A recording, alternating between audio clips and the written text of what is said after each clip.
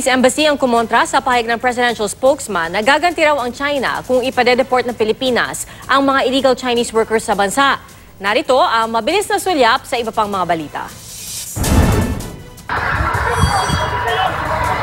12 establishmento sa Boracay nasunog. Nasa 50,000 piso ang halaga ng pinsalang idinulot nito. Base sa paunang investigasyon, nagsimula ang sunog sa isang storage facility.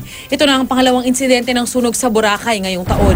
Mga illegal na campaign material, pinagbabaklas ng COMELEC. Katuwang ang iba pang ahensya, sinuyod nila ang ilang lugar sa Metro Manila. Nagkaroon din ng offline baklas sa Baguio, Ginobatan, Albay at iba pang panig ng bansa. Gagamitin daw ng COMELEC ang mga ito bilang ebidensya laban sa mga kandidato.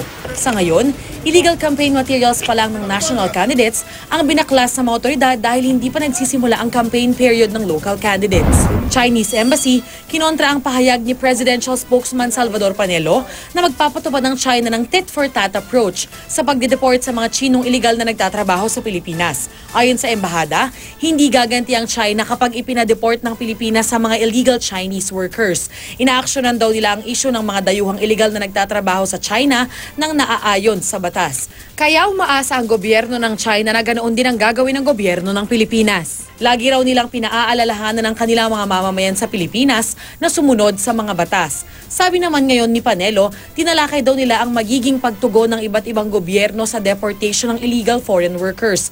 Pero hindi raw partikular na binanggit ni Chinese Ambassador Zhao Jinhua ang Pilipinas sa kanilang pag-uusap.